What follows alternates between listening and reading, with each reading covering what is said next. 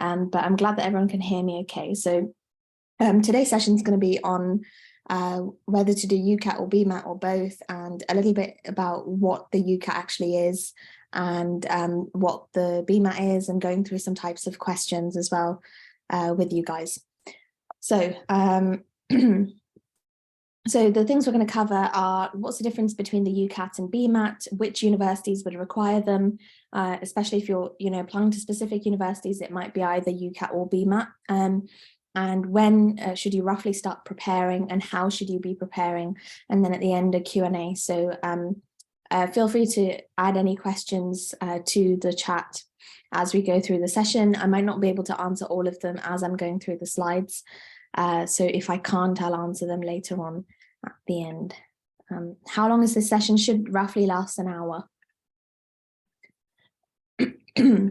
So focusing on the first things, what's the difference between UCAT and BMAT? So they're both different types of aptitude tests, which the universities do for people applying for medicine. And it's essentially to, I guess, be used as a cutoff as part of your application, because obviously a lot of people apply for medicine and there's a lot of talented individuals who want to get into medicine because it's so competitive. One way of sort of identifying whether or not to invite you for an interview is your UCAT or your BMAT score, depending on the universities you're applying for. So going on to talk about the UCAT specifically. So the UCAT is a computer-based test. It's used for medicine and for dentistry, and it's usually taken at a Pearson VUE test center. So if people have already done their theory driving test, it's the same center you do this exam in as well. So you will basically be, if I go back to the previous slide, can't seem to do that for some reason. So on the previous slide, it showed this lady in front of a computer with like in a basically like a little cubby, so that you can't really see the person sitting next to you. So it will be like a small private area. There will be other people doing other exams around you as well, but it tends to generally be quiet, and you can request for headphones and stuff to cancel out some extra noise. And everyone applying for medicine to the UK does take this exam. Roughly, it's a 2-hour multiple choice question test, and it consists of 5 separate sections, each of which have different timings, which I'll go through. You get the results immediately after you finish the exam. So it's given to the person at the reception, they print it out for you, and they give you a copy of it. After that, you just have your UCAT score, and you can use that as a way of deciding which university you want to apply for, playing to your strengths, because some of the universities don't take into account the UCAT as much as other universities. So if you didn't do as well, you can apply for the ones which don't put as much weighting on it. Whereas if you did do really well, obviously you're open to lots of more options. The results are basically more for your benefit. You don't have to do anything with that. The universities that you apply to eventually get a copy of your results directly from Pearson, so you don't need to send them your results or anything like that. Okay, so these are the different sections. So some of you may have already heard of them. So we've got verbal reasoning, decision making, quantitative reasoning, abstract reasoning, and situational judgment. And I'll go through a sample question from each of these sections. So verbal reasoning is you get given a long passage, in total 11 passages, and you get 44 questions on them. So 4 questions per passage.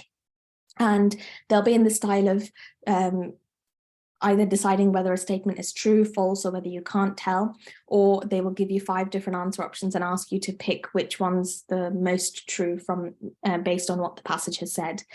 And you have 21 minutes to do this in, plus 1 minute initial instructions, and the scoring is between 300 to 900. The decision-making exam is slightly different. So this is probably, in terms of question variability, you can get the most different type of questions with decision-making. So with this one, you have 29 questions in total, 31 minutes. So probably you have the longest in this section per question. So for the first one, for verbal reasoning, you would have roughly 30 seconds per question, whereas with decision-making, you just have over a minute per question. Again, that's also scored between 300 to 900. And then in terms of quantitative reasoning, so this is your typical like GCSE level maths. So even if you haven't done A-level maths, you should still be able to answer all of the questions that are given in quantitative reasoning. If you're a bit rusty on your GCSE maths, please go and like obviously do some questions back from your GCSE workbooks, which might help you, particularly with percentage changes and that kind of thing, just rejig your memory.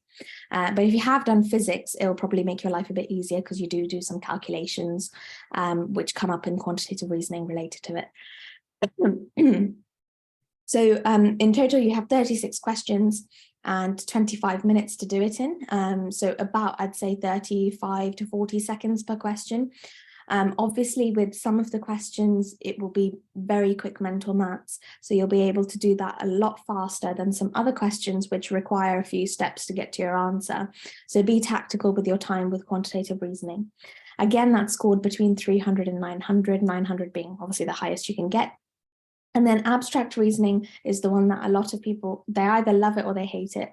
So it's the one where you're most time pressured. So you have 50 questions and you have 12 minutes to do it in. So approximately 11 to 15 seconds per question. And it tests your pattern recognition ability. So I'll show you what kind of questions they can ask, but if anyone's done the 11 plus, if you're, if you attend a grammar school, you would know something about non-verbal reasoning style questions. That's essentially what abstract reasoning is. For people who don't know, I will go over it later on. And then finally, situation judgment. This is slightly differently scored, and it's scored between bands. So band 1 is the highest band you can get. Band 4 is the lowest band you can get. Now, situation judgment is a bit of a tricky one because different universities use it in different formats. Some people don't look at your score for situational judgment at all.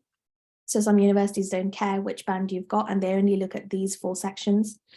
But a lot of universities use the situation judgment to determine whether or not to give you an interview if you've not done so well in these 4 sections. So if you get a band 1 or a band 2, which are the higher bands, you're more likely to be accepted for an interview compared to if you get a band 3 or a band 4. But having said that, that depends on the university because some universities have accepted people who scored a band 3. So obviously look into the specific universities and that year's admission cycle to decide how to look at how they're deciding to use applicants' UCAT score, because it will vary year on year. So with situation judgment, you have 66 questions to 26 minutes. Although it seems like not enough time, you can actually, do all the questions in the time that's given. And I always found that with this one, I ended up actually having some extra time. So what I did go back at a few of them, which I wasn't sure of, and like sort of change my answers or just double check my answers. But one thing to warn you guys with this one, it's more sort of like what you would do based on your first instinct. So actually going back and changing the question sometimes may be a mistake because you might have been completely right in the first time and then you'll doubt yourself and then you put the wrong answer. So you just need to train yourself to learn like how to answer these questions. One really good resource to use is it's a GMC document. It's called the Guidance to a Good Doctor. And it basically shows you like how to behave as a medical professional. And that helps you with these situational questions. So I'll go over that later. Okay, so is everyone happy with what I've gone through so far? Any questions? If you're happy, just don't have to say anything in the chat. If you want to ask questions, just post a question in the chat and I'll try and answer it. Okay, what is a good UCAT score? It varies again year on year. Obviously, like getting on the higher end, so 900 or around, so 3,600 is probably the highest you can get. So I would generally say anything above 2,600 to 700, most universities can easily consider you for an interview.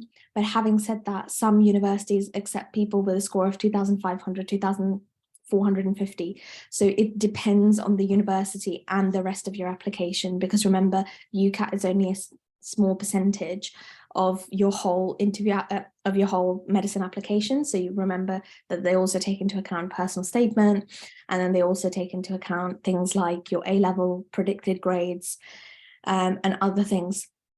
And I can't specifically give you a number about what's the best UCAT score, because it depends on the university. So it's if you go into the Medic portal or the 6med website, you can find information about like what last year's cutoff scores were for all the universities. And if you know which universities you're applying to, have a look at what their cutoff last year was, and that's probably what you should be aiming for this year as well. Okay.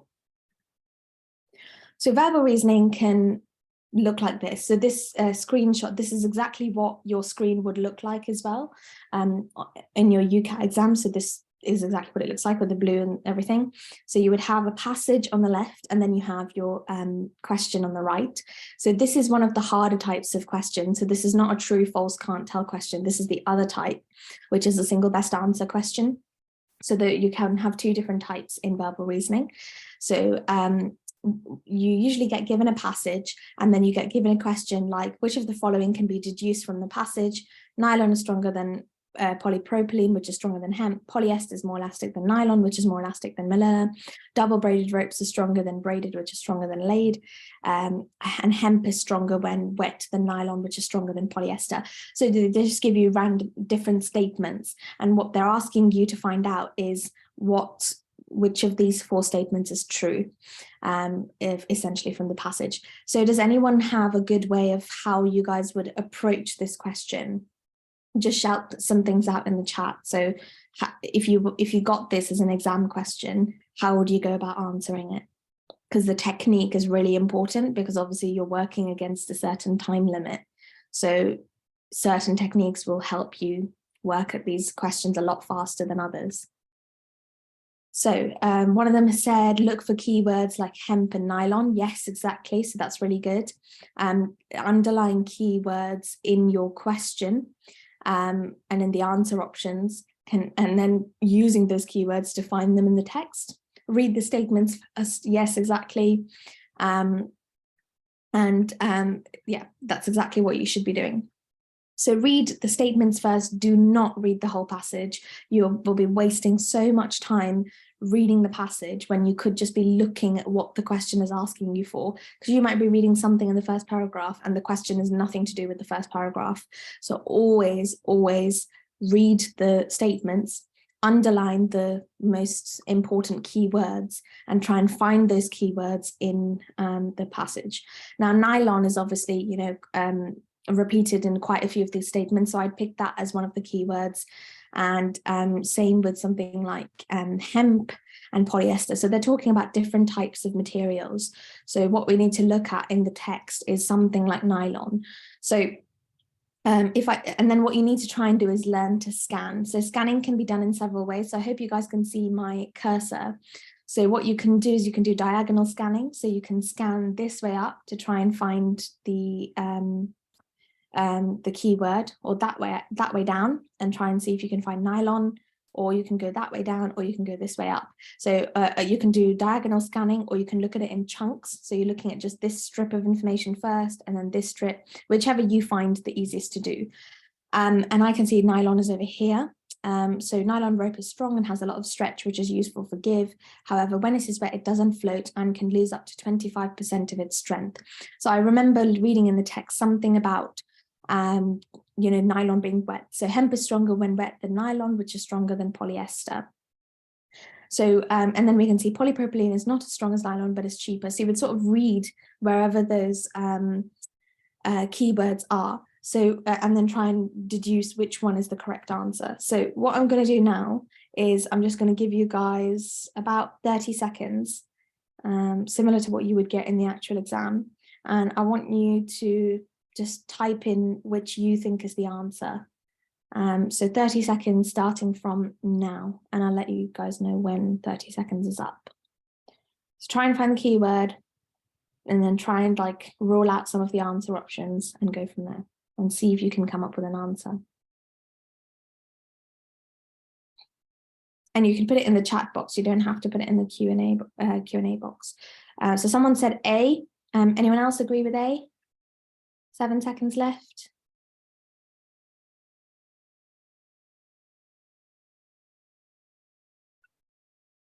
Okay, that's time. So let's see what other people have said. So someone else, Michaela has said A as well. Someone else in the Q&A has said C. So we've got a little bit of conflict. Okay, so let's have a look at what the answer could be. Oh. So A is correct. So for the two people who were brave enough to answer, well done, you got it right.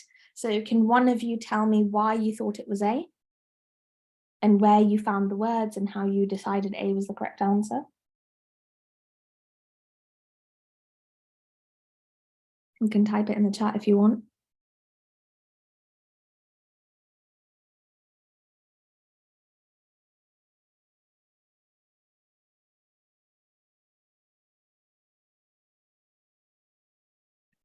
Okay, if you don't want to, don't worry. Oh, someone said something in the Q&A. It says polypropylene is not as strong as nylon, so you know nylon is stronger. Yeah, exactly. So it's also about being able to read the wording. So well done. And be able to deduce which one's the right one. Michaela, I use nylon and polypropylene as my two main keywords. Yeah, exactly. Perfect. So the reason why option A is correct is because in your second bullet point, we've got polypropylene is not as strong as nylon. And then before that, we've been told that nylon is strong and has a lot of stretch, which is useful for give as well. And we've also been told that synthetic fibers like polypropylene are generally much stronger than natural fibers like hemp. So as a result, we can immediately rule out hemp, the option D. And we can also rule out option B because it says that, where am I looking? That polyester is not as stretchy as nylon, which is from the third bullet point as well. And then we can rule out option C, because the passage didn't mention anything about the strength of the double braided ropes or anything like that. So a few ways to rule things out is if it's directly false or directly opposing what's being said in the passage, or if it's not mentioned. If it's not mentioned, obviously we don't know whether it is true or whether it is false, and as a result, we can't put that down as an answer. What's the question in the chat? Okay, perfect. So you're just explaining the answer there as well. Perfect. Okay. So this is obviously, I don't want this to put you off because this question is probably on the harder side of verbal reasoning. The easier one is the true, false, can't tell. So that what they'll do is they'll have this as option A as a statement. They'll say nylon is stronger than polypropylene, which is stronger than hemp. Is this statement true or false or can't tell?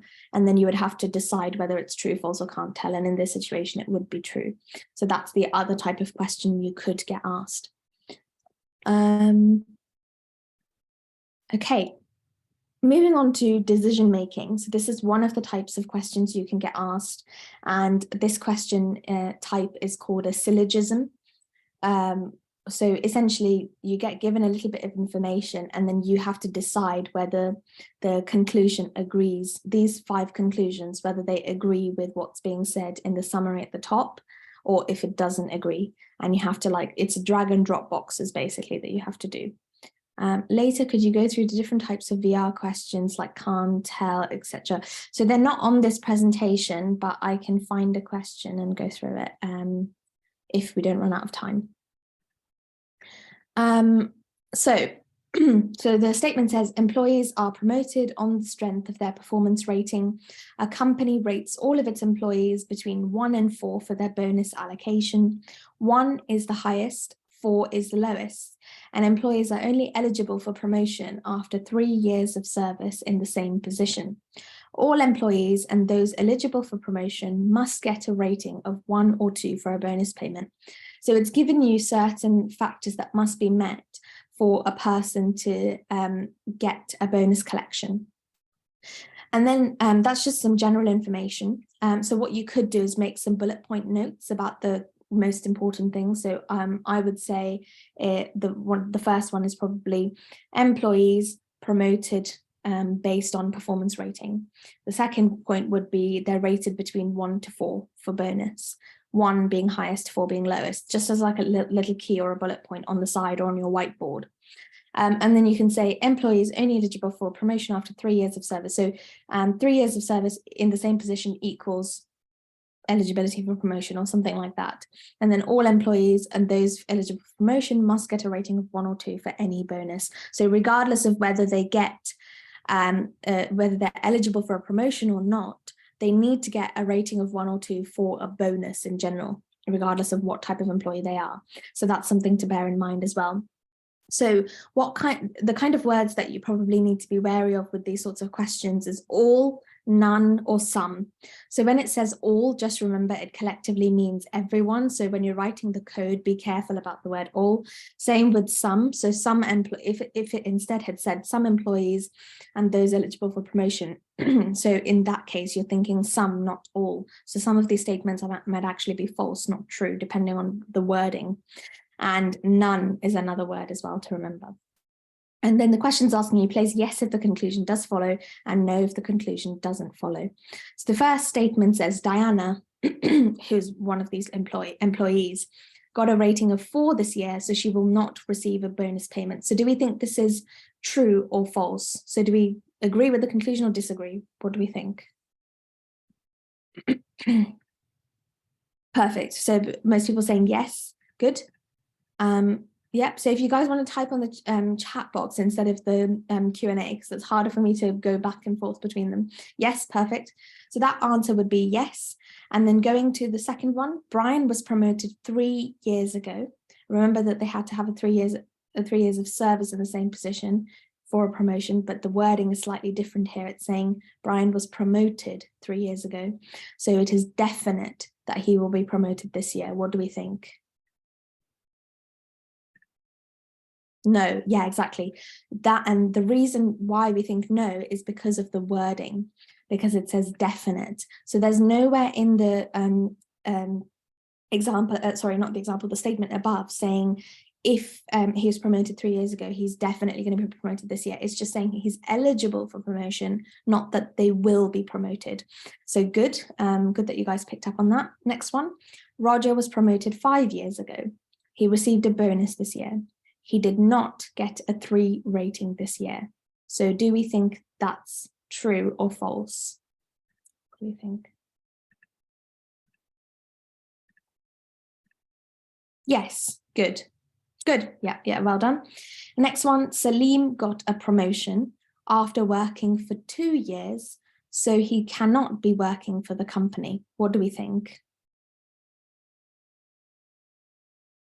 Have a read again of the statement so you don't make a mistake there. Yes, good. Yeah, because it only says they're only eligible for promotion after 3 years of service in the same position. So if he's got a promotion after working for 2 years, it must be a different company. It doesn't make sense for it to be this company that we're talking about here. Okay, and then the last one, the number of employees at the company who receive a promotion each year is higher than the number of employees that don't receive a promotion. What do we think about this?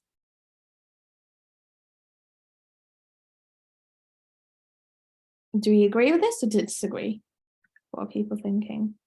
Yeah, that's also no, because it doesn't guarantee that just because there are promotions available that more employees are receiving promotions each year compared to people who don't receive a promotion. We don't know how many people there are in this company, and we don't have enough information to make that decision. So good. So that I think you guys got all of those correct. So yeah. So that's kind of how you do it. So this, I think, would be on maybe one of the easier sides of the types of decision-making questions you could get asked. You can also get probability questions under decision-making, which students find difficult, especially if they only did maths at GCSE and then haven't done any maths or maths-related subjects at A level. So go over your probability and remember like things like the and the or rule, because those kind of things come up, and probability trees and that kind of stuff comes up.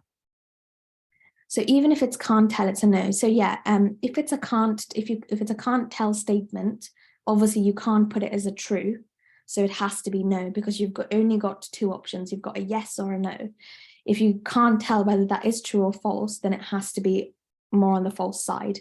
Does that make sense, Rima, I think?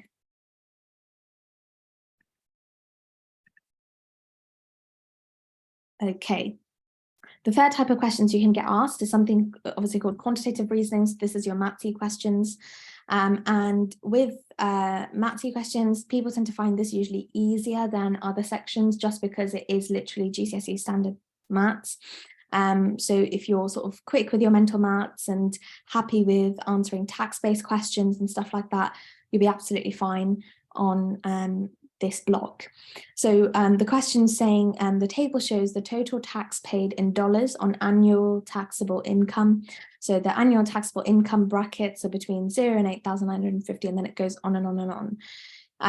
And the tax rate, so the amount of tax you pay depending on how much you earn, is written over here. So 10%, 15%, and then it carries on. And it's also calculated for you the total tax paid at the top of this taxable income bracket as well. So the question now then says, for example, a person who has an annual taxable income of $60,000. So which bracket do we think that fits into? Number 1, 2, 3, 4, 5, or 6? They're paying 60,000. 3, perfect.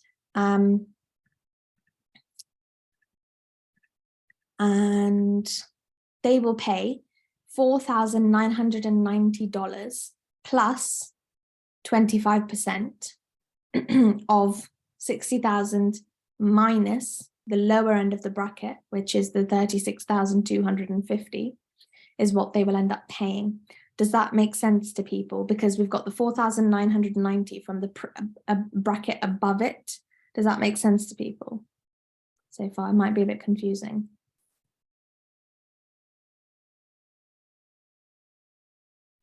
Someone's asked something in the Q&A. Okay, so let me go over that again.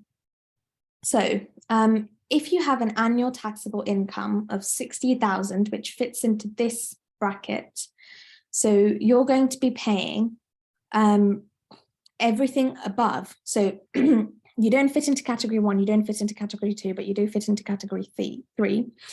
And what you will be paying is everything above bracket 3, so bracket 1 and bracket 2, so 4,990 is what you'll be paying, plus the 25% of the total amount you earn minus the lowest amount that you could earn in the third bracket. Does that make sense? I don't know how else to explain it to people, so if somebody else can explain it, that might be helpful. Because the way tax works is the third bracket is basically saying that's the total amount of tax you would pay on top of the taxable income bracket that you're in. Because you're in the third bracket, you'll be paying what's before yours as well. Does that make sense? I hope I haven't confused anyone. Just say yes or no in the chat.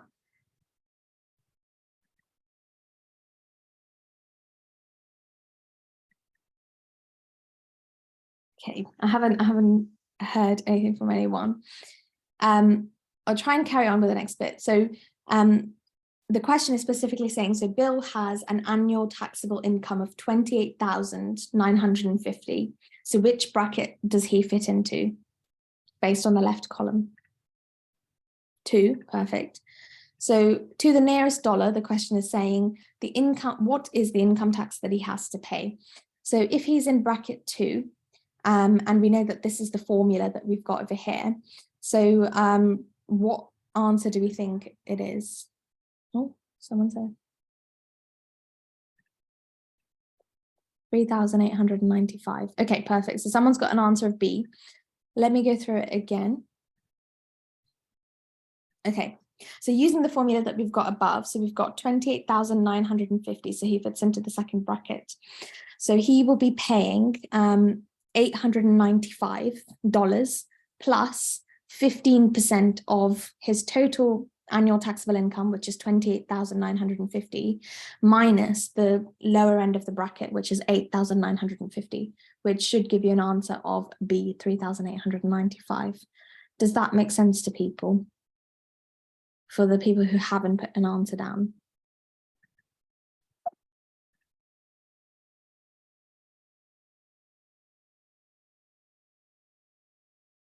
So he pays the previous bracket. Yeah, basically. Okay. If there are any issues, I'll come back to this question because the tax stuff also confuses me. And I think it's something that's not really well taught in school. So I'll come back to this question if people are still struggling. Okay. So moving on to abstract reasoning.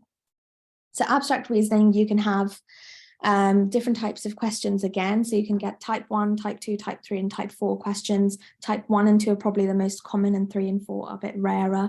So if you do, start your UCAT practice, you will come across all 4 types and you'll get used to them. So essentially in abstract reasoning, what they do is they give you set A and set B. So both of these sets have a specific type of pattern. So set A will, all the tiles, so box 1, box 2, 3, 4, 5, and 6 will all have one similar type of pattern. And the same type of pattern, just in a slightly different arrangement, will be what's in set B. So in general, what you need to find is across the board, what's the pattern? And then what you need to decide is the test shape that they've given you on the right-hand side, does that shape fit into set A's pattern or set B's pattern better? And if it has features of neither of them, it would go into C as your answer. Okay, so does anyone know what types of patterns can come up as part of abstract reasoning? Just as before we do this question, if we can brainstorm it, what types of patterns do you think could come up in questions? Or have you heard of any, or have you not heard of anything at all? Yeah, size and shape are one of them, yeah. Symmetry is another one. Odd or even number of sides, so that again fits in under sides / number. Arrangement, yeah, so with arrangement, it's usually looking at rotation and like whether one shape is arranged diagonally to another, whereas in set B, is it adjacent to each other? Direction would fall into arrangement again. So the way I think of it is through this mnemonic called SSSPN. So the first S stands for side, the second S stands for shape, the third S stands for symmetry. So if you can you draw lines through it which like evenly splits the shape into 2. And then the P stands for positioning or arrangement, whichever one you want to remember it as. So level of rotation, whether it's rotated clockwise, anti-clockwise, that kind of stuff. And N for number. Now, number can be split into a lot of different things. It could be number of sides, number of right angles, number of obtuse angles, number of acute angles. It could be number of total number of shapes. It could be number of corners. It could be number of circles. It could be loads of different types of number patterns. So just remembering the SSSPN sort of acronym, or you can also think of scans. So shape, color, shape / side, color, arrangement, number, and symmetry. So you can think of either or acronym, whichever works best for you. So looking at set A and then looking at set B, can you guys notice any pattern that we've sort of gone over now?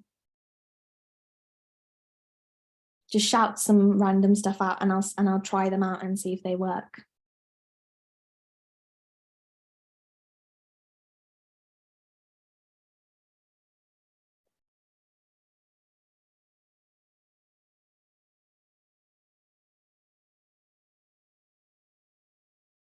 Okay, if people aren't sure, let's go through it. So what I would start with if you're not sure is actually going down the acronym. So the first S for me would be shape. So in terms of shapes, I can see 1, 2, 3, 4, 5. So there's always 5 squares basically. And the first 4, so the rotation seems to change. So I don't think that's it. So there always seems to be 5 squares and that's across the board. And 2 black dots and 5 white dots. Okay, so someone's got something. Which direction the white dots turn clockwise for set A? Okay, so we've got 2 different options. And we've got, as somebody has said, a series of black dots and white dots as well. And it seems like there's some sort of rotation going on because there's a rotational pattern in terms of where the white dots are versus where the black dots are as well. And similarly in set B as well. So going off of what someone has said, so 2 black dots and 5 white dots, let's try that for set A. So in set A doesn't really follow all of them. So we've got 1 black dot there, and then we've got 1, 2, 3, 4, 5 white dots, and similarly here. But then with this one, we've got 2 black dots, so that doesn't really fit in with that pattern. Let's look at set A. So we've got 1 black dot and then 1, 2, 3, 4, 5. Again, doesn't seem to really fit the pattern. So that might not be the specific pattern. So let's look at the next one. So which direction the white dots turn? So clockwise for set A. Okay. So clockwise. Okay, so that does seem to fit, but then there's random black dots as well. So we don't know whether there's some sort of pattern with that or if that's a red herring. Okay, so I'm not too sure whether that would be the pattern in terms of which direction the white dots turn. What did you mean by that, whoever put that answer? If you could elaborate a bit on it.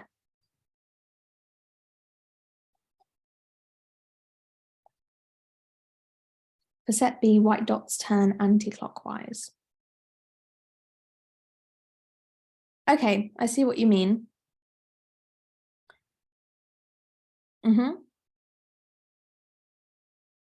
Yeah.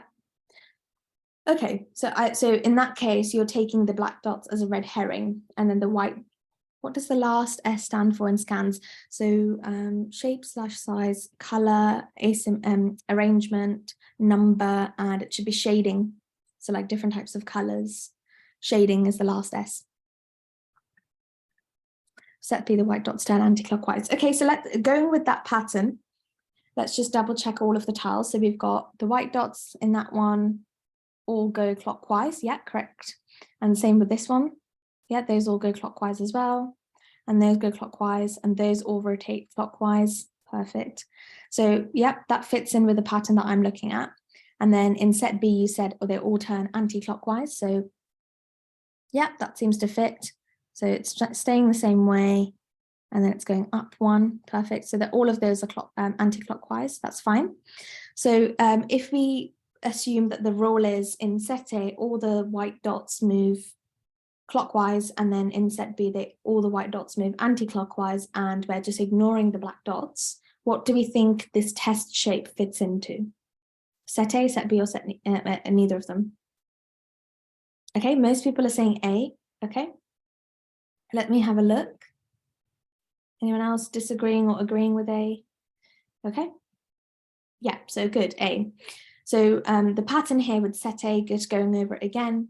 So we have 5 squares in a diagonal pattern. So that's across all of them. If there is a black circle to the right of a square, then the next square down the diagonal is the previous square rotated by 90 degrees clockwise. Okay, so it's a little bit more complicated than the kind of pattern we thought of. We still got to the same answer. It's just a little bit slightly different. So essentially what they're saying is whenever you have a black circle, the next white dot after that has been rotated 90 degrees clockwise. And if we try and see that, add that to this one. So we've got a black dot over here, and the next one is rotated 90 degrees clockwise, so that agrees. Similarly, we have one here, and that again works for this one as well. And we have another black dot, and then that causes rotation in that direction. Okay, does that make sense to everyone for set A? Just say yes or no in the chat. Yeah, perfect. And then moving on to set B, there are 5 squares in a diagonal similar to the set A. If there's a black circle to the right of the square, then the next square down is the previous square rotated by 90 degrees anti-clockwise. So we've sort of got a similar pattern to what that, whoever that was, sorry, I think it came up as anonymous, so whoever came up with that pattern, it was similar to what you were saying. They're just being a little bit more specific in terms of the angle of rotation, but also if the circle is to the right of the square or to the left of the square, basically. So does that make sense to everyone in terms of what the different patterns is between the two? Yeah. Okay. Right. I can promise you that the actual patterns are not as difficult as those. I think they deliberately picked difficult ones to just show you how difficult the UCAT can be. but a lot of the patterns are a lot easier to recognize, and they tend not to have more than one pattern to it, like the previous question did. Okay, moving on to the final type of question you can get with UCAT is situational judgment. So essentially with situational judgment, they're testing whether you know what it means to be a medical professional. And if you were faced with difficult dilemmas, would you be able to know how to deal with them? That's kind of what they're testing you on.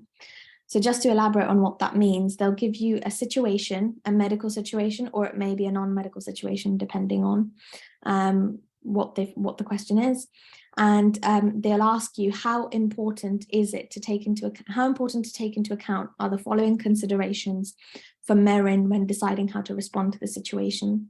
And they'll give you possible decisions, and they will say, is that factor really important, just important, of minor importance, or not important at all? So you can get importance questions, but you can also get appropriateness questions, which basically you just replace the word with appropriate. So very appropriate, appropriate but not ideal, inappropriate but not awful, or very inappropriate are the 4 options for appropriateness questions. The structure and the format of them are pretty similar. I think the importance questions are a bit more difficult than the appropriateness questions.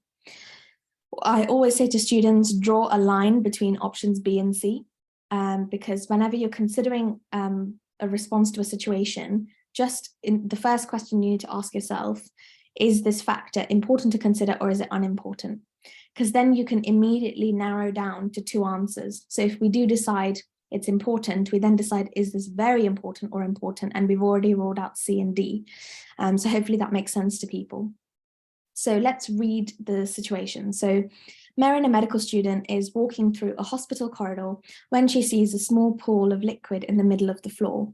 She's already 5 minutes late for the start of her shift, however, doesn't want to leave without cleaning it up. Merin must decide how to deal with the situation. So how important to take into account are the following considerations for Merin when deciding how to respond to the situation?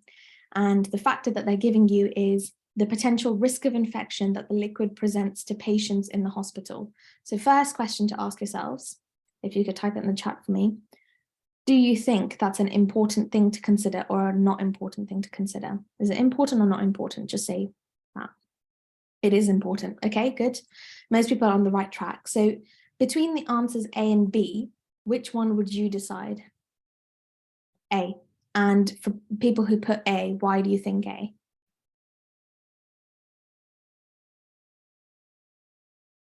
Why did you pick A over B?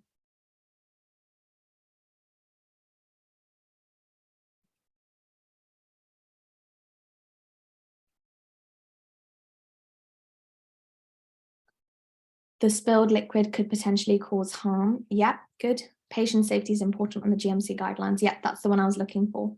So thanks, Amna.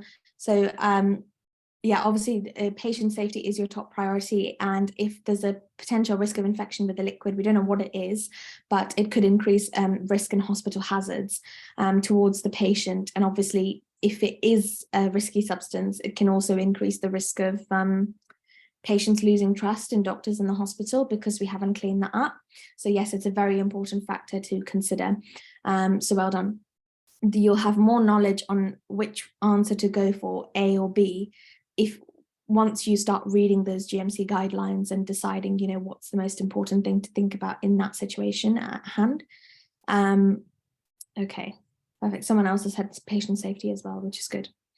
So you're all thinking on the right track. So you can see that situational judgment actually tends to be on the easier side of questions compared to some of the other sections. It is the last section as well, so I think it can sort of improve your mood a little bit as well, because you'll feel a bit more confident with the questions.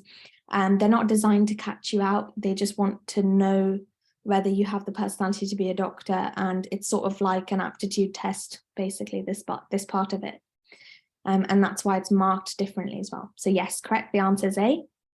And obviously the potential risk of infection is the reason why you move towards A rather than put the answer B down.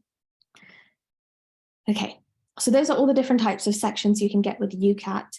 The test in the UK, for UK individuals writing the exam here, it's £70 to apply, but I think you can, yeah, it says down here, you can have access arrangements, but also if you feel that, you know, you're financially won't be able to pay the £70, there are bursary schemes available where which you can apply for and get that £70 fee paid for you. So obviously check your eligibility criteria if you can have that done, especially if you are struggling financially or your parents are struggling financially, because there are some ways to help you with that, because they don't want that to be a barrier for some people. The worldwide test, so for people writing it outside of the UK who want to come and study here, it's slightly more pricier, so it's £115 to complete. You can have some access arrangements available, so for people who have, you know, they need extra time, you can apply for something called UCAT Sen, where you get 25% extra time. If you really do struggle with exams like this, you can also apply for UCAT Sen 50, which is 50% extra time. And with UCAT Essay, you can get rest breaks. But then with UCAT Sen Essay, you can get 25%, that 25% extra time up there, plus rest breaks as well. So whichever one you're eligible for, please remember to apply for them, because obviously that would make a big difference in terms of how you do your exam compared to others. So please make sure you look at that in advance and prepare all the documents for that before you do your exam, because otherwise it can take a while and cause delays in terms of when you can do your exam. Okay. By contrast, we have the BMAT, which not a lot of universities do. I think maximum 7 universities are doing it at the moment. So Oxford, Cambridge, Imperial, UCL, Barts, and then 2 others, which I can never seem to remember, but there are 2 more universities which also do it. So it's a paper-based exam, and it's usually done at your school on a set date, where the UCAT, you can sort of choose the date where you want to sit the exam. The BMAT is usually in September, or last year it was in October, or it's in November. It's a set date that everyone across the country write on the same day. And usually done in your school, so you have to give your name to the invigilators at your school, or let whoever needs to know that you're doing the BMAT so that you can be entered into it. And it's a 2-hour exam. And people generally find this maybe a little bit easier. I mean, it depends on which type of test you perform better in. With UCAT, it's more your aptitude and it's more time pressured, whereas with BMAT, it's testing your knowledge about GCSE level biology, chemistry, physics and maths and essay writing skills. So it tests basically the GCSE/A level knowledge that you are preparing for already for your exams. So you may find it a lot easier to revise for this than for the UCAT, which is slightly different questions. It's split into 3 sections. So the first section is very similar to UCAT in the sense that it's like an aptitude-based questions. The second set is like the sciencey questions, and then the third section is the essay. And the results again are directly sent to universities, and it's available to you guys 1 month after you write the exam. So, so the first one is thinking skills. You've got 32 multiple choice questions to do in an hour. The scoring is between, it's basically banded between 1 to 9, 9 being the highest. 9 being the highest, I think so. Yeah, 9 being the highest. And then scientific knowledge and applications, which is where your biology, physics, chemistry, and maths come in. And you've got 27 multiple choice questions to do in 30 minutes. So maybe a little bit more time pressured than the first one. And again, that's banded between 1 to 9. And then a writing task, which you would get 3 or 4 different discussion questions. You pick one of them and you write an essay on it. So that takes, and that they ask you to do within 30 minutes. Just as a warning, they give you only a specific amount of lines and paper, and they do not give you any extra paper. So you also need to be succinct in your essay writing. So it's scored slightly differently. So it's scored between 0 to 5 for the quality of the content of your argument, and then E to A for the quality of your written English. So if you did really well in the quality of your content, 5, you would get a 5, for example, or a 4.5, and then you would have a letter added to it. So you could have 4.5B or 4.5A or 5A or something like that in terms of your scoring. So that's how that works. Okay, so this is the first section type of question that you can get, very similar to UCAT. So it gives you a little passage and I always read the question first. So which one of the following best expresses the main conclusion of the above argument? So what they're trying to ask you is to basically summarize and conclude what this passage is telling you.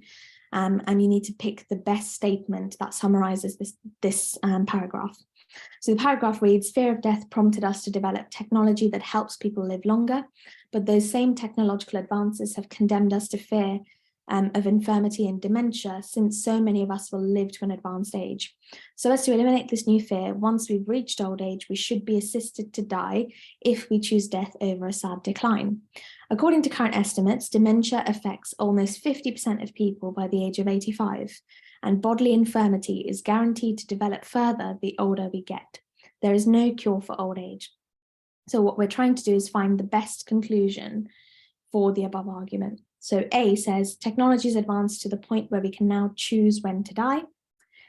B, euthanasia should be readily available to people who've reached a certain age. C, the fear of infirmity and dementia is worse than the fear of death. D, we must develop technology to cure dementia and infirmity. And E, we should focus on the health of the young instead of that of the old. So which of these 5 statements do you guys think best represents the argument presented above? So someone said something. Okay, 2 people have said B. Okay, of the 2 of you and the person who's answered in the chat, who I'm assuming also has said B, why do you guys say B as the answer?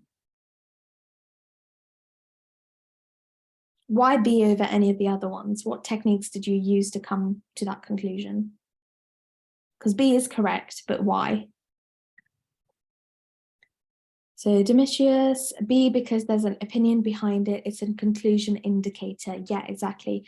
Which statement best summarizes what's being said above and directs towards that specific conclusion? And that is B, because here they've said, in the sentences, so as to eliminate this new fear, once we reached old age, we should be assisted to die. Assisted to die is another way of saying euthanasia, if we choose death over a sad decline.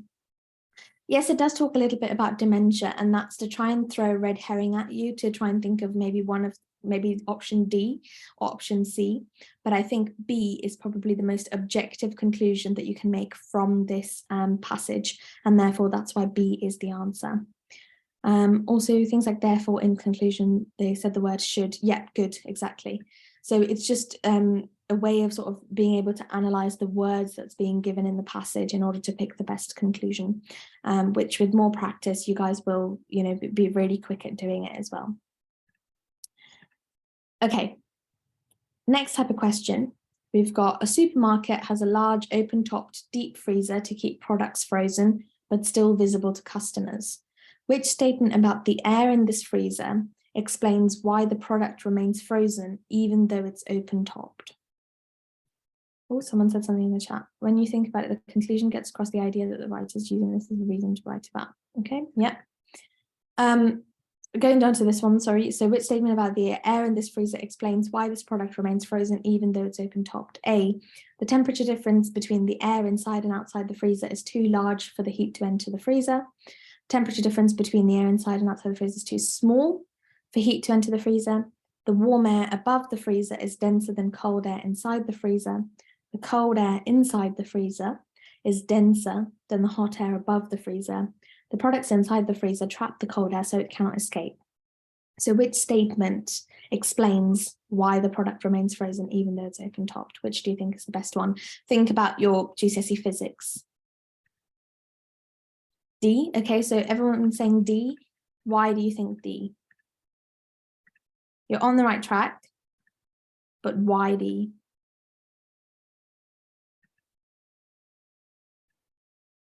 Cold air is denser than hot air. Yeah, perfect, exactly. So it's just your basic physics. So just remember, if you're not doing A-level physics, for example, make sure to sort of go back over this stuff if you are a bit rusty on that. I would say this section is probably the easiest section because you already have lots of the knowledge in your bag.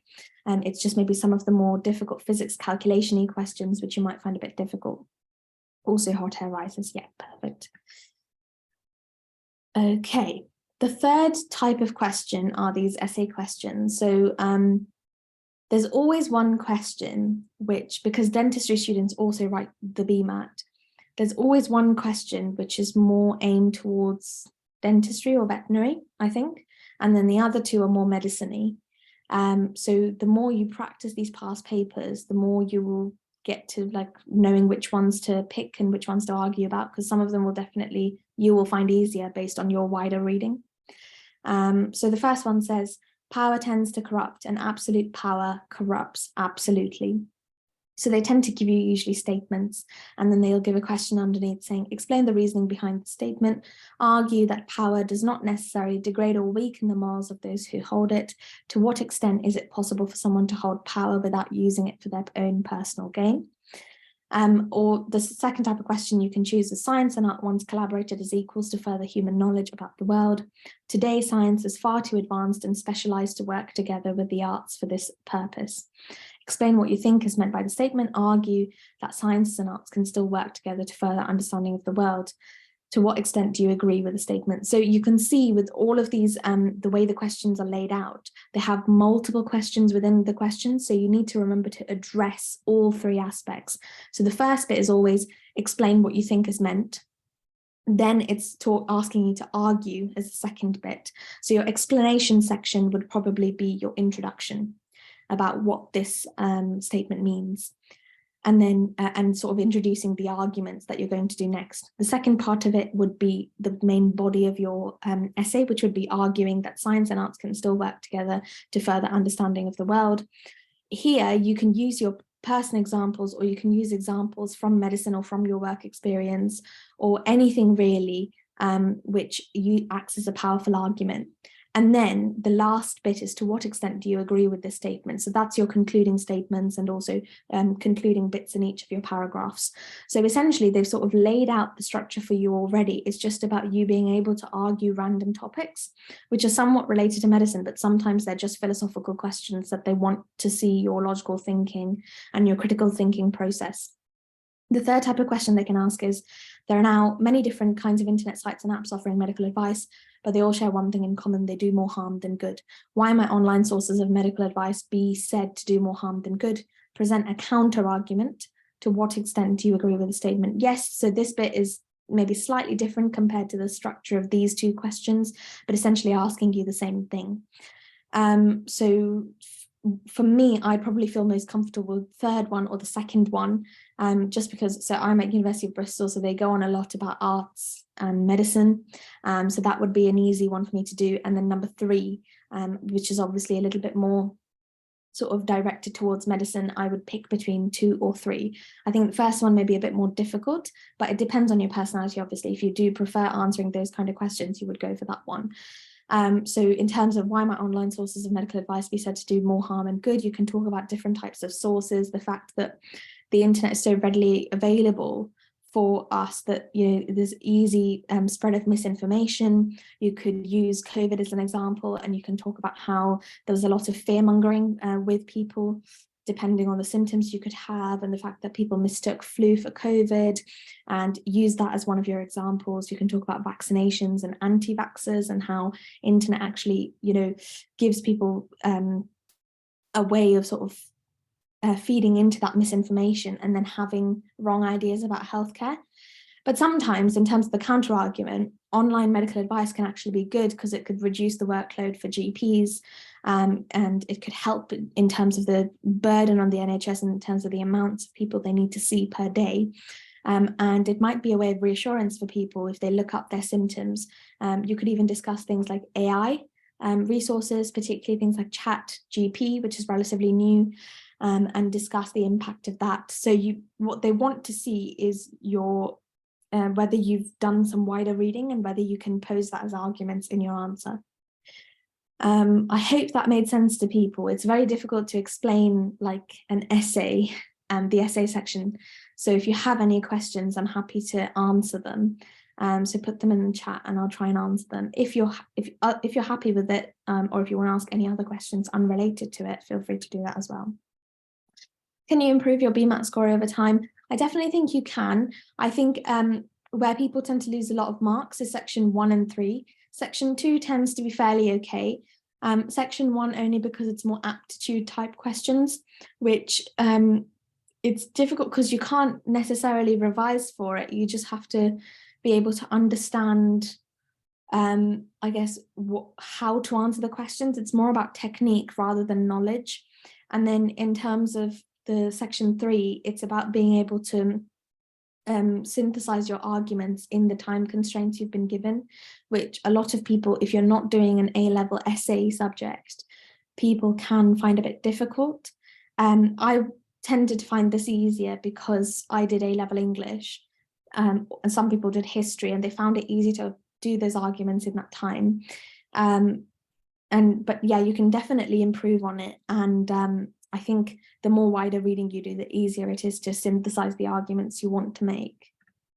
How do you improve your technique for section 1? It's similar to UCAT. You just need to keep doing the questions under timed conditions and really look at any questions you do get wrong, look at your explanations a lot. Is med-entry better than Medify? I think, so I do a lot of summer schools and we use med-entry because the questions are a lot harder, and also they mimic the style of the UCAT better than Medify does. I think Medify questions are a bit easier than med-entry. So if you've prepared using med-entry, I feel like you just feel a lot more ready than with Medify. But that's my personal opinion, and you might find that Medify works better for you. But from what I've seen, people have generally reported that med-entry is harder and it mimics the UCAT paper better. So I would go with med-entry, but try both. And that if there's a Medify free trial, I would try that. How important is doing well on section 3 compared to the other sections? I think it is quite important. Again, similar to the UCAT, they score your essay in different ways. So I know in UCL, they get a copy of your essay, especially if you're invited for an interview, and they ask you some questions based on it as well. I mean, that's what was done before. I don't know if it's changed now. It might have changed now, but they used to ask questions based on the BMAT essay you did. So they use that as part of your interview mark. Whereas some other universities don't look at it that much and they just look at your overall BMAT score. So I think it does matter, but in different proportions depending on the university you're applying for. The third question asked, to what extent do you agree? Does that include your conclusion and a counter? Yes, yeah. To what extent is always like the conclusion-y bit of your answer. How long should you revise for the UCAT overall? How many hours should I spend every day? It's difficult to tell because different people are different. I don't want to give you a specific number because I don't want you to like go away and like spend so much time on UCAT and then end up getting burned out. If I were to give an example of myself, I started revising in July of, end of June, start of July of year 12, the year 12 summer. And I wrote my exam on the last day of August. So I had about 2 months of studying, and every day I'd probably do about 3-ish hours. But the reason why it takes that amount of time, I won't be doing, you know, millions of questions in that 3 hours. I would do questions or like a mock paper, and I would spend an extra hour going through the questions that I got wrong and why I got them wrong and how to improve on them, and flag them so that I can come back and try that question in a week's time and see if I get it right again.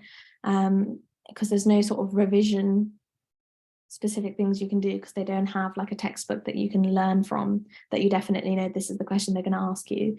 It's more, it's a bit more unpredictable. So it's just more on practice, and always practice under timed conditions. Never just do the questions without time, because timing is the main thing with UCAT. What score did I get? I think it's something in the, it wasn't the most impressive score. It was around 2,700s, because you did need a relatively high score for Bristol. But I can't remember exact score. And then for band, I got band 2. So again, it wasn't like the most impressive score, but it was one which gave me a few more options than I thought, because I didn't think I would have done as well. So I thought I was able to have a few more options, and I applied for Bristol, Cardiff, King's and St George's. So I did 2 London and then 2 outside of London. Did you use MedEntry? I used MedEntry, the past papers on the UCAT website, and there was another one. I used UCAT Ninja, I think it was called. UCAT Ninja, yeah, I think that's right. I used that one as well. So I used different resources because I just thought if I run out of if I do all the questions in one, I still want to have some questions leading up to the exam. So I also got another resource as well, which is what I do for my medical school exams as well. It's always good to have more than one resource. When can one apply for BMAT test? I'm not specifically sure about the dates, but they should be on the BMAT website, where they tell you like the dates of application and the deadlines for everything. So have a look. I think it must be sometime in the summer where you apply for it, or you let them know in September. You let your school know in September, and then you like register online. But have a look online. I'm not too sure. I don't want to give you the wrong information. When should you start BMAT prep? I'd always, especially if you're doing UCAT and BMAT, I would give the advice of doing the UCAT in the summer and then starting revision for BMAT in September, because you're going to be revising for your A-level exams anyway in year 13. So doing BMAT prep is just sort of additional stuff to that. You can start in the summer, you can overlap it, but it will just end up feeling like a lot of work. So I would say get the UCAT out of the way and then start BMAT prep in September. And I think you have your exam in October or whenever it is. Like, have a look and maybe start the revision a month earlier, because I think you definitely need less revision time for BMAT than you do for UCAT.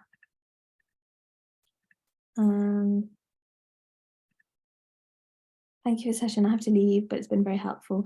No problem at all. I think I've only got last few slides. So the BMAT it's a UK test, so it's £61, slightly cheaper than the UCAT. I don't know why it says plus £34. I'm not sure, but anyway. And then worldwide test is £92. You can get it reimbursed. Again, if you're financially struggling, but that's only for UK students. And again, similar to UCAT, you can have access arrangements. So instead of writing the test, especially if you have things like dyslexia and stuff, you can use laptops or a computer. You can apply for extra time, and you can get modified question papers if you do struggle with, reading questions or whatever it is that you struggle with. Okay, so I'll just whiz through these last few bits and then answer any of the other questions. So in terms of which universities require UCAT versus BMAT, so most universities require UCAT, so I would always recommend doing the UCAT, just in case your BMAT score isn't that great. You still have the option of changing some of your choices to UCAT universities if you've done better in them. And so you've got some of them highlighted here, so Bristol, Cardiff, Edinburgh, Exeter, Glasgow, and some of the ones on the right as well. The reason why they're highlighted is because they weight the UCAT a lot more in your application to decide whether or not they're going to give you an interview. Particularly Bristol in the last few years, I think it's about 60% or 70% your UCAT score, which determines whether or not you get an interview. So yeah, if you do end up getting a really good score, obviously that's fine, you can apply anywhere. If you don't get such a great score, be wary of applying to these universities because they're more likely to reject you, and try and increase your chances by applying for a different university.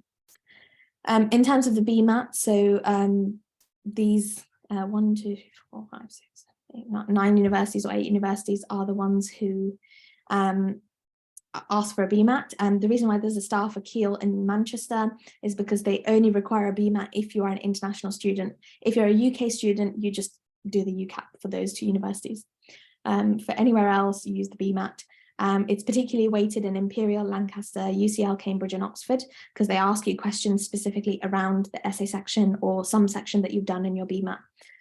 So just be wary. If you don't do well, try and apply for things like Brighton and Sussex or Leeds. But if you do really well, obviously you have the choice of everything. When should you start to prepare? So this question I did say like a while back. So obviously it's personal preference, and it's also about a little bit more about how you do your revision. And some people in an hour, they can get really good quality revision done, whereas other people in an hour will just get through doing the questions, and then they'll need another hour to sort of go over the feedback from the ones that they didn't get right. So it will be personal to you. So what I would say, right now, probably most of you don't have any knowledge of either the UCAT or the BMAT format. So I would try and do a mock test, maybe in the next week or the week after that. Obviously, remember that you haven't looked at any UCAT or BMAT content, so your scores might be low, they might be medium, I don't know. And it's going to be your baseline, and I want you guys to work from there to see how your score improves over time. And the reason why I say to do a baseline is because you'll immediately identify which sections you're stronger at compared to others, even before you've done any revision. And it will give you some sort of a way to plan how much time to spend on each section, because you might be really good at abstract reasoning, but terrible at verbal reasoning. So you might actually need to spend more time on verbal than you do on abstract.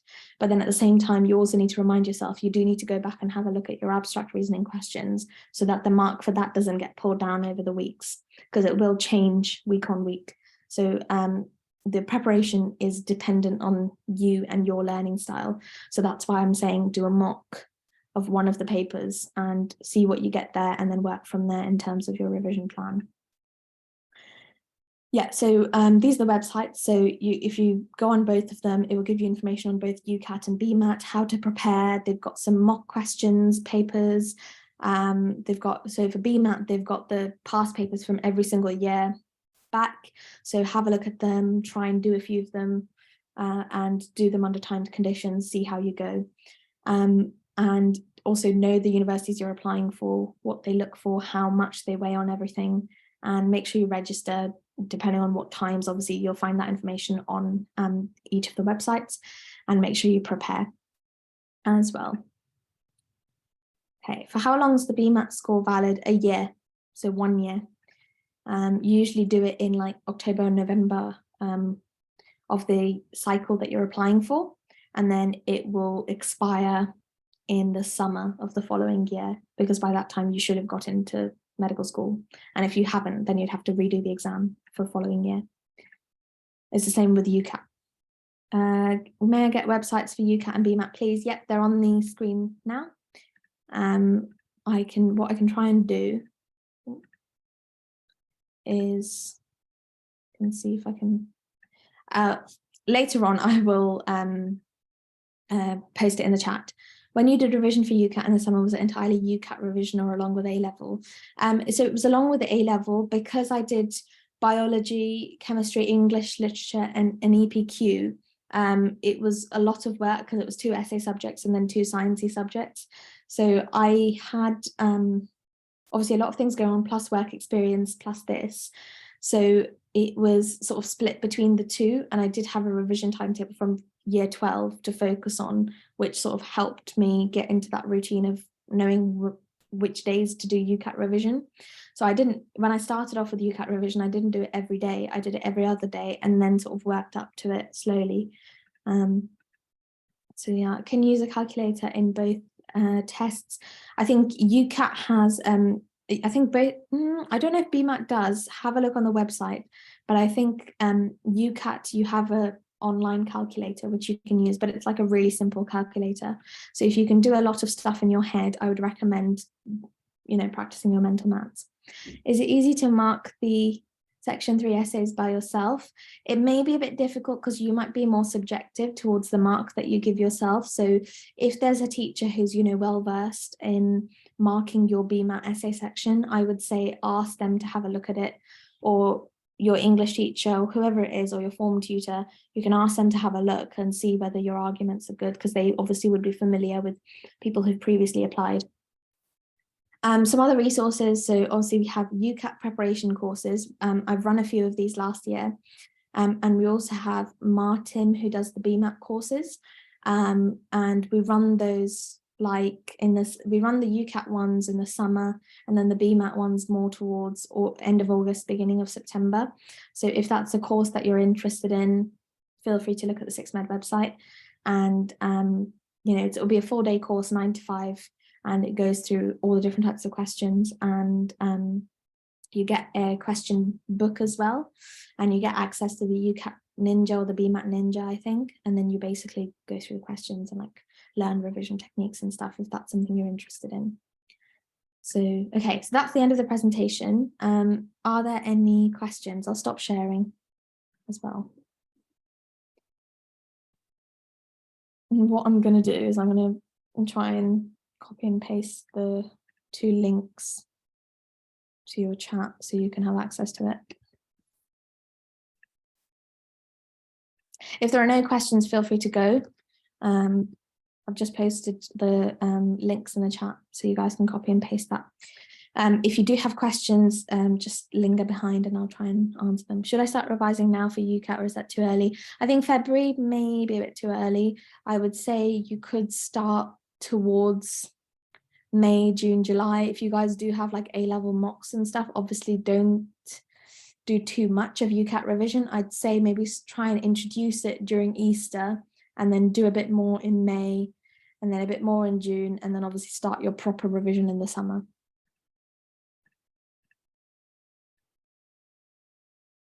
No problem. Have a good day, guys. I hope it was helpful. Hope I didn't confuse you with any of the sections.